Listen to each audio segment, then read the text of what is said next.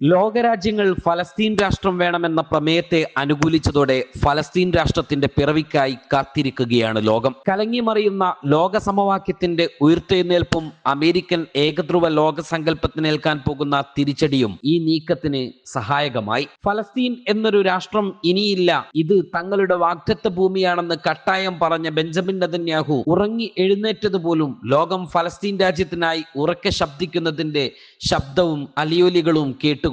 Greater ഇസ്രയേലിന്റെ ആദ്യ ചുവടുവെപ്പ് Gaza പൂർണ്ണമായും പിടിച്ചടക്കിയും പതിയെ വെസ്റ്റ് ബാങ്ക് കീഴ്പ്പെടുത്തിയും സിറിയയും ലെബനാനും ഉൾപ്പെടെ കീഴ്പ്പെടുത്തി സൗദിയുമായി യുദ്ധം പ്രഖ്യാപിക്കലും എന്നൊക്കെയാണ് ഇസ്രയേലിന്റെ ഉള്ളിലിരിപ്പുണ്ടായിരുന്നത്. ഗ്രേറ്റർ ഇസ്രയേൽ പദ്ധതിയിൽ ഇറാഖും സൗദിയുമെല്ലാം ഉൾപ്പെടുന്നുണ്ട്. എന്നാൽ ഇവ ഒരിക്കലും യാഥാർത്ഥ്യമാക്കാൻ ലോകത്തിന്റെ പിന്തുണയില്ല എന്നതിന്റെ താക്കീത് കൂടിയാണ് ഫലസ്തീൻ രാജ്യം എന്ന ആശയത്തിന് ലഭിച്ചിട്ടുള്ള ലോകത്തിന്റെ അംഗീകാരം. സ്വതന്ത്ര ഫലസ്തീൻ ആശയത്തിന് നൂറ്റാണ്ടുകളുടെ പഴക്കമുണ്ട്.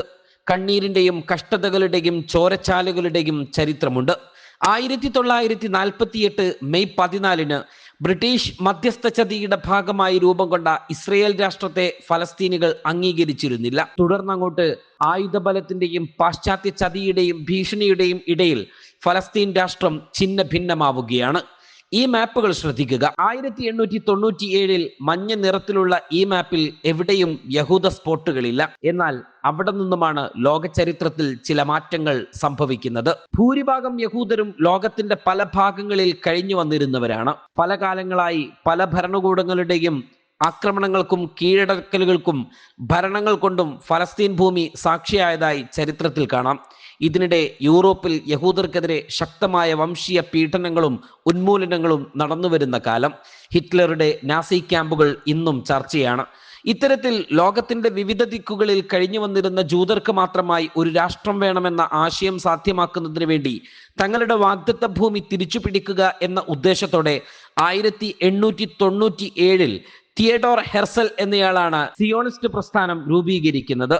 അവർ ഫലസ്തീൻ പ്രദേശങ്ങളിലേക്ക് കുടിയേറിയതോടെ അവർക്ക് അതിനായി പാശ്ചാത്യ രാജ്യങ്ങൾ അനുമതി നൽകിയതോടെ പ്രശ്നങ്ങളുടെ തുടക്കവും സൃഷ്ടിക്കപ്പെട്ടു. സത്യത്തിൽ കാർഷിക വൃത്തിയിൽ ഏർപ്പെട്ടു വരികയായിരുന്ന ഫലസ്തീനികൾ ജൂതർക്ക് ഫലസ്തീൻ രാജ്യത്ത് അഭയം നൽകുന്നവരായിരുന്നു. എന്നുവെച്ചാൽ ഇംഗ്ലീഷുകാരായ പാശ്ചാത്യർ സമാനതകളില്ലാത്ത പീഡനം ജൂതർക്കെതിരെ നടത്തിയപ്പോഴും അവർക്ക് അഭയം നൽകാൻ ഒരു യൂറോപ്യൻ രാജ്യവും സന്നദ്ധമായിരുന്നില്ലെന്ന്. ഫലസ്തീൻ പ്രദേശത്ത് കുടിയേറിയ ജൂതർക്ക് കൃത്യമായ അജണ്ടകൾ ഉണ്ടായിരുന്നു. കൃഷിക്കെന്ന പേരിൽ ഭൂമികൾ വാങ്ങിക്കൂട്ടിക്കൊണ്ടിരുന്നു. ഈ ഭൂമികളിലെല്ലാം പുതിയ വീടുകളും സെറ്റിൽമെന്റുകളും ഉയരുന്നതാണ് പിന്നീട് ലോകം കണ്ടത്.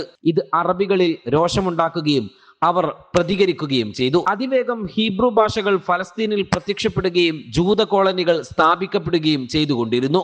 ബ്രിട്ടീഷ് അധിനിവേശ കാലം അഥവാ 1917 1948. ഒന്നാം ലോകമഹായുദ്ധത്തിൽ ഒട്ടോമൻ സാമ്രാജ്യം തോറ്റതോടെ ഫലസ്തീൻ പ്രദേശം ബ്രിട്ടീഷ് മാൻഡേറ്റ് നിയന്ത്രണത്തിലായി. ഇതോടെ 1917 ബ്രിട്ടൻ ഫലസ്തീനിൽ യഹൂദർക്ക് ഭവനങ്ങൾ നൽകണം എന്ന് ഔദ്യോഗികമായി പ്രഖ്യാപിക്കുന്നു.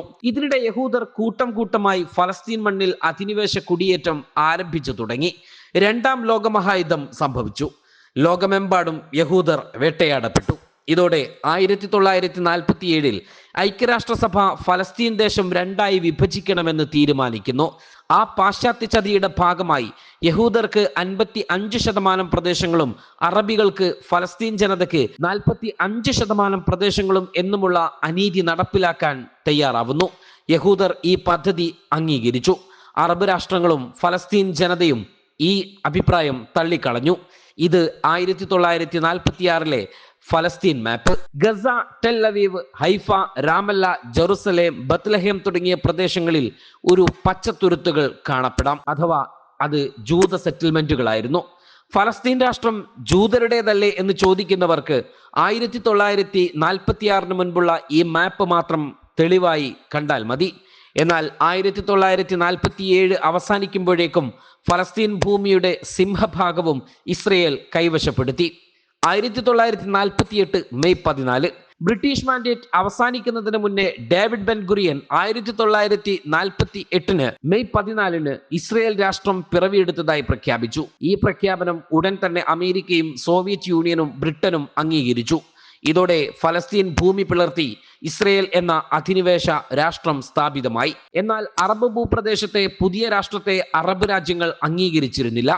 Egypt, Syria, Jordan, Lebanon, Iraq എന്നിവർ ഇസ്രയേലിനെതിരെ 1948 മുതൽ 49 വരെ ഒരു വർഷം നീണ്ട യുദ്ധം തുടങ്ങി. എന്നാൽ പാശ്ചാത്യ കുബുദ്ധിയിലും അറബ് രാഷ്ട്രങ്ങളുടെ തന്ത്രങ്ങളുടെ പാളിച്ചകളുടെയും ഫലമായി യുദ്ധത്തിൽ ഇസ്രയേൽ വിജയിക്കുകയും കൂടുതൽ ഭൂപ്രദേശങ്ങൾ ഇസ്രയേൽ കീഴടക്കുകയും ചെയ്തു. യുദ്ധഫലമായി UN അനുവദിച്ചതിലും കൂടുതലായി ഭൂമി ഇസ്രയേൽ കൈവശപ്പെടുത്തി. 7 ലക്ഷത്തോളം ഫലസ്തീനികൾ നാടുവിട്ട് അഭയാർത്ഥികളായി മാറി. നഖ്ബ, മഹാദുരന്തം എന്ന് ഈ സംഭവം ചരിത്രത്തിൽ ആലേഖനം ചെയ്യപ്പെട്ടു. പിന്നീട് 1967 6 ദിന യുദ്ധം അഥവാ 6 ഡേയ്സ് വാർ നടക്കുന്നു. ഇതിലും വിജയം ഇസ്രയേലിന് തന്നെ.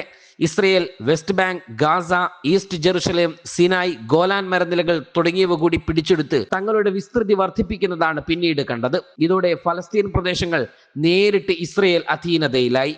ഇപ്പോൾ 2025 എത്തി നിൽക്കുമ്പോൾ ഫലസ്തീൻ പ്രദേശങ്ങളിൽ പേരിന് മാത്രമായി ചുരുങ്ങി. വെസ്റ്റ് ബാങ്ക് ഫലസ്തീന്റെ തലസ്ഥാനമായി പറയപ്പെടുന്നുവെങ്കിലും അവിടെ ഒരു ഫലസ്തീനി എന്ത് ചെയ്യണമെന്ന് പോലും തീരുമാനിക്കാൻ ഇസ്രയേലിന് കഴിഞ്ഞു. ഗസ ഒരു തുറന്ന ജയിലായി. ചുറ്റുപാടും ഇസ്രയേലിനാൽ വലയപ്പെട്ട ഫലസ്തീന്റെ എല്ലാ സ്വാതന്ത്ര്യവും ഇസ്രയേൽ നിഷേധിച്ചു. മനുഷ്യാവകാശങ്ങൾ അട്ടിമറിക്കപ്പെട്ടു. ഇതിനൊരു അന്ത്യം തേടിയാണ് പോരാട്ട സംഘടനയായ ഹമാസ് 2023 ഒക്ടോബർ 7 ഇസ്രയേലിനെ ആക്രമിക്കുന്നത്. തിരിച്ചടി ലഭിക്കുമെന്ന് ഉറപ്പുണ്ടായിട്ടും അവർ ഇസ്രയേലിനെതിരെ നീങ്ങി. ഈ സംഭവത്തിന് മറുപടിയായി 2 വർഷത്തോളം എടുത്ത ഇസ്രയേലിന്റെ പ്രതികാര നടപടി ഇപ്പോഴും തുടരുകയാണ്. പഴയ മനോഹരമായ ഗാസ നഗരം ഇപ്പോഴില്ല. എല്ലാം തകർക്കപ്പെട്ടും ചുട്ടുചാമ്പലാക്കിയും ഇസ്രയേൽ മുന്നോട്ടു പോകുന്നു. ശരാശരി 100ഓളം പേരെ ദിനേന കൊന്നൊടുക്കുന്നു. അന്യായ തടവുകളും ക്രൂരമായ പീഡനങ്ങൾ വേറെയും. ഈ നരവേട്ടക്കിടയിലും ചെറുത്തുനിൽപ്പ് ശക്തമായി. അമേരിക്കയും ഇസ്രയേലും പല രീതിയിൽ വിരട്ടിയിട്ടും ഹമാസ് ആയുധം താഴെ വെച്ചില്ല. ഇസ്രയേൽ ഒരിക്കലും വിജയിക്കാത്ത യുദ്ധം ലോകത്തിന്റെ കണ്ണു തുറപ്പിച്ചു. മനുഷ്യാവകാശ പ്രവർത്തകരും മനുഷ്യസ്നേഹികളും ഇസ്രയേലിനെ ഭീകര രാജ്യമാക്കി. ഇസ്രയേൽ മന്ത്രിമാർക്ക് യൂറോപ്പിൽ 30ഓളം രാജ്യങ്ങൾ വിലക്കേർപ്പെടുത്തി. അന്താരാഷ്ട്ര വേദികളിലും യൂറോപ്യൻ രാജ്യങ്ങളിലും പ്രതിഷേധത്തിന്റെ കനലുകൾ കോരിയിട്ടു. ഇസ്രയേലികൾ വെറുക്കപ്പെട്ടവരായി. ഇതോടെ ചിത്രവും ഭൂപടവും മാറി. ഇതിനിടെ സ്വതന്ത്ര ഫലസ്തീൻ എന്ന സങ്കല്പവും ചർച്ചയായി. ഈ ആവശ്യത്തെ പ്രാഥമിക ഘട്ടത്തിൽ പോലും അമേരിക്കയും ഇസ്രയേലും പലതവണ തള്ളിക്കളഞ്ഞതാണ്. എന്നാൽ ലോകം ഈ ക്രൂരതയ്ക്കെതിരെ കണ്ണടച്ചില്ല. ഫലസ്തീൻ രാഷ്ട്രം ഇനിയില്ലെന്ന് ഇസ്രയേൽ പ്രധാനമന്ത്രി ബെഞ്ചമിൻ നെതന്യാഹു പ്രഖ്യാപിച്ച അന്നു രാത്രി നേരം ഇരുട്ടി വെളുക്കും മുൻപ് തന്നെ ഐക്യരാഷ്ട്രസഭയിൽ 10 രാജ്യങ്ങളുടെ എതിർപ്പിനിടയിലും 142 രാജ്യങ്ങൾ ഫലസ്തീൻ രാജ്യം വേണമെന്ന് അനുകൂലിച്ച് വോട്ട് ചെയ്തു. ലോക ഭൂപടത്തിൽ അമേരിക്കയും ഇസ്രയേലും ഒറ്റപ്പെട്ട ദിവസം. ഇതൊരു തുടക്കമാണ്.